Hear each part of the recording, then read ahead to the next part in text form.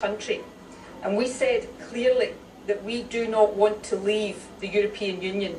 I am determined that we will do what it takes to make sure that these aspirations are realised.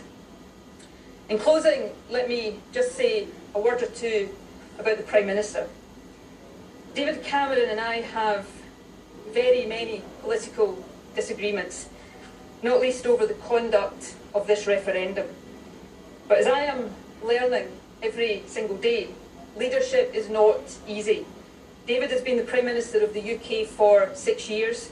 It is a tough job, and whatever our disagreements, he deserves our thanks for his service. I wish him and his family well for the future. From these comments, I'm happy to take some questions. Glenn Campbell. First Minister, if not an independence referendum, what other options are available to you?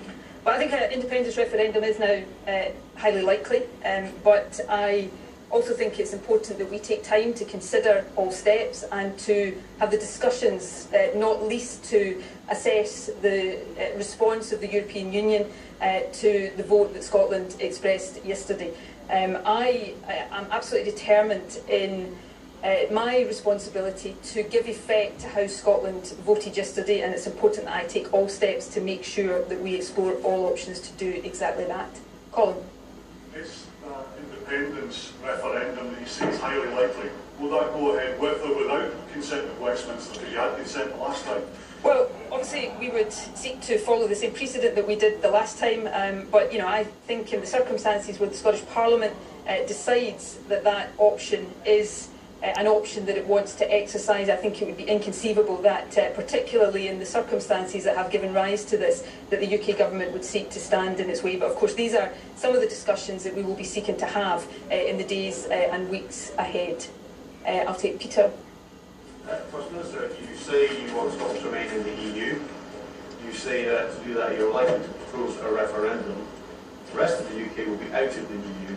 That must mean will be a border between Scotland, a proper real border between Scotland and England. These are issues that we now have to assess and consider, and we have to do that calmly and rationally. That's why I have said very, very clearly in the remarks I've made today that I am not going to stand here and pretend to anybody that the issues we face are straightforward. We face many complex issues, which is another reason why, in addition to being determined about giving effect to how Scotland voted, I'm going to take the time to make sure that all of Scotland considers all of these issues and has the chance to move forward as one. I think that is of the utmost importance at this time.